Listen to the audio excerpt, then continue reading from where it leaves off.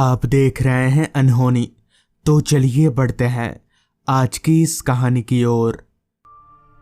बस से उतरते ही मैंने कंडक्टर से पूछा, अच्छा आप लोग बस स्टॉप पर जा नहीं सकते, पर बता तो सकते हैं कि वो बस स्टॉप यहाँ से कितनी दूर है। इस पर कंडक्टर बोला, साहब यहाँ से 5 मिनट की दूरी पर होगा, ज़्यादा दूर नहीं है। आप इस दूसरे वाले रास्ते को पकड़कर सीधा चलते जाइए। कंडक्टर से ये सुनकर ज्यादा देर ना करते हुए मैं चल पड़ा उस बस स्टॉप की तरफ। कंडक्टर ने उस बस स्टॉप के बारे में मुझे जो जितना बताया था वो सुनकर मुझे डर तो नहीं मगर अब हंसी आ रही थी। कंडक्टर के मुताबिक वो बस स्टॉप भूतिया है। उस बस स्टॉप के आसपास एक चुड़ैल भटकती है, इसलिए कोई बस उस तरफ नहीं जाती। चूंकि मैं एक शहर का पढ़ा लिखा लड़का था, इसलिए मैं कंडक्टर की बातों से जरा भी इत्तेफाक नहीं रखता था। मुझे ये सारी बातें बकवास लगती थीं। उस बस स्टॉप को पार करते ही एक छोटा सा गांव पड़ता था। गांव का नाम धामन गांव, और मुझे उसी गांव में कुछ ज़रूरी काम था, तो मुझे उस बस स्टॉप को पार करके ही आगे जाना पड़ेगा। रात हर पल गहराती जा रही थी। घड़ी की माने तो रात के 1:30 बज रहे थे। रास्ता इतना सुनसान था कि मेरे धड़कनों तक की आवाज़ भी मैं धीरे धीरे सुन पा रहा था। ऐसा लग रहा था जैसे वो रास्ता इस दुनिया में ना होकर कहीं और हो। अब मुझे चलते हुए तकरीबन 5-6 मिनट बीत चुके थे, मगर अभी तक ना तो वो बस स्टॉप दिखा था और ना ही कोई इंसान।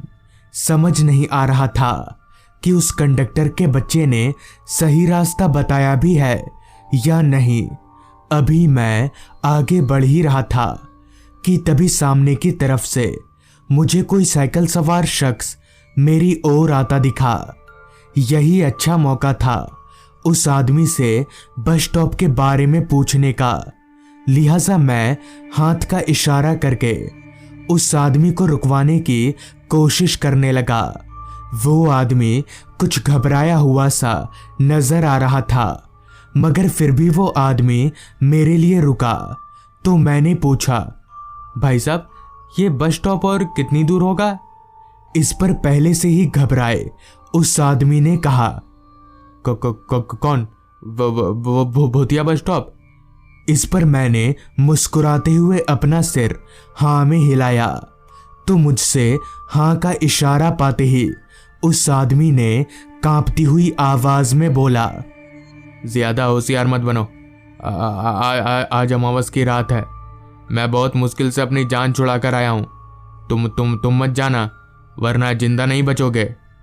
इतना कहकर वो साइकिल सवार शख्स साइकिल भगाते हुए वहां से भाग गया। उस आदमी की बात सुनकर भी मैं नहीं डरा और बेझिझक आगे बढ़ता रहा, क्योंकि मुझे समझ आ गया था कि वो बस स्टॉप इसी तरफ है।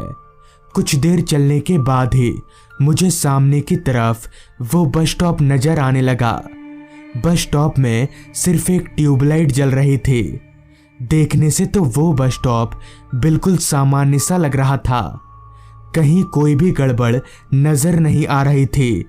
चलते चलते मैं उस बस स्टॉप के पास गया और एक दफा चारों तरफ नजरें दौड़ाने के बाद मैंने खुद से मन ही मन में कहा, कहाँ है ये चुड़ैल जो सबको डराती रहती है? जरा मुझे भी तो डराए तब ना। जोश जोश में मैंने ये बोल तो दिया था, मगर मुझे पता नहीं था कि मैंने कितनी बड़ी गलती कर दी है ये बोलकर। हालांकि मेरा काम इस बस स्टॉप को पार करके धामन गांव में था, मगर पता नहीं क्यों लेकिन उस वक्त मुझे उस बस स्टॉप को छोड़कर जाने का मन ही नहीं कर रहा था, जैसे कोई मुझे यहाँ से जाने के लिए रोक रहा हो। मैंने भी सोचा चल चल कर काफ़ी थक गया हूँ, तो क्यों ना यहीं बैठकर थोड़ा आराम कर लिया जाए। जिसके बाद मैं उसी बस स्टॉप में एक बेंच पर बैठ गया। बेंच पर इतनी धूल थी जैसे यहाँ कई महीनों से कोई बैठा ही नहीं हो। खैर, अभी मैं उस बेंच पर बैठकर सुस्ता ही रहा था कि तभी बस स्टॉप के ऊपर की छत जोर जोर से हिलने लगी। छत हिलने की आवाज सुनकर मेरा ध्यान एकदम से टूटा और मैं झट से उठकर खड़ा हो गया। मुझे लगा शायद छत गिर जाएगी, मगर ऐसा कुछ नहीं हुआ। कुछ ही देर में छत हिलना बंद हो गया। मैंने सोचा अब मुझे यहाँ से निकलना चाहिए, खामोखा गांव पहुंचने में देर हो रही है।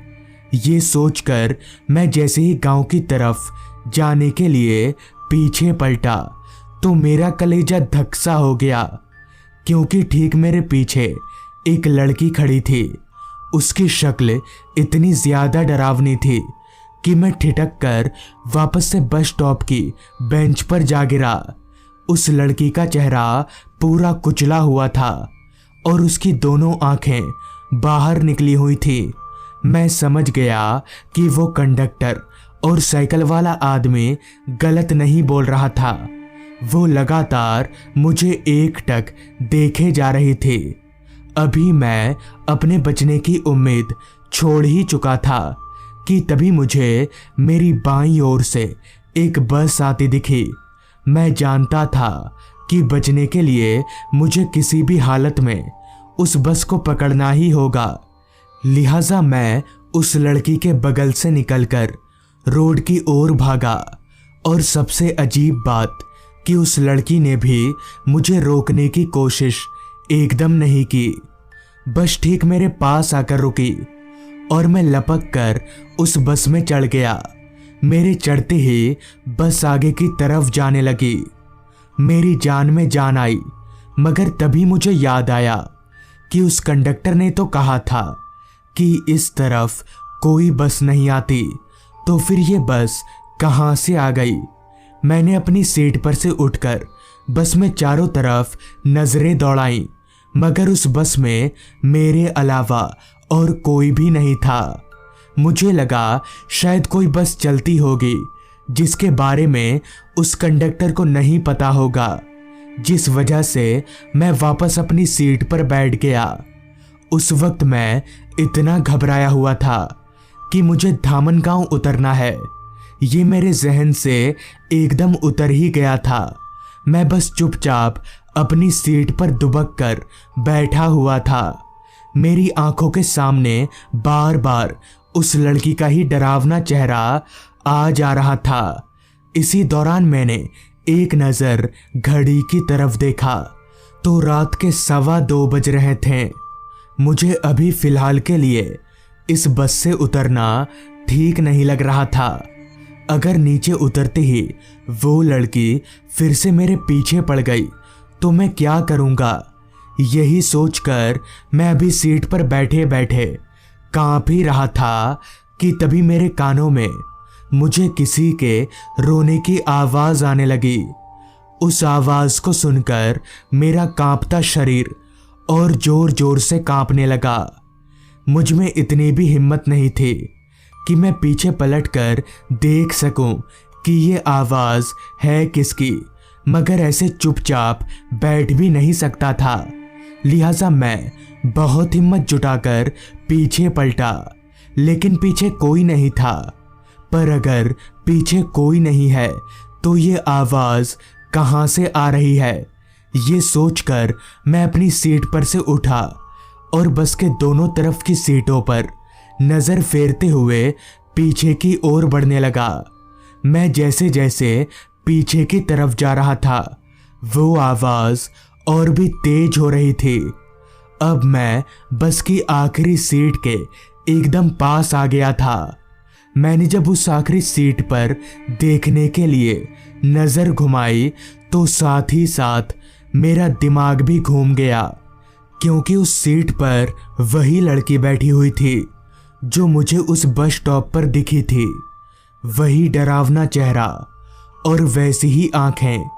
मगर ये कैसे हो सकता है, क्योंकि मैं जब बस में चढ़ा था तब तो मेरे साथ कोई नहीं था, और थोड़ी देर पहले भी जब मैंने सीट से उठकर देखा तब भी तो यहाँ कोई नहीं था।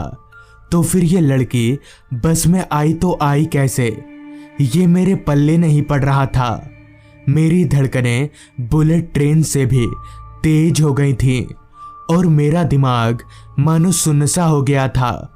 मैं तुरंत ही वहां से भागकर ड्राइवर के पास आया और उसे बस रोकने के लिए बोलने लगा, मगर ड्राइवर पता नहीं कौन सा नशा करके गाड़ी चला रहा था, जो उस पर मेरी बातों का असर ही नहीं हो रहा था।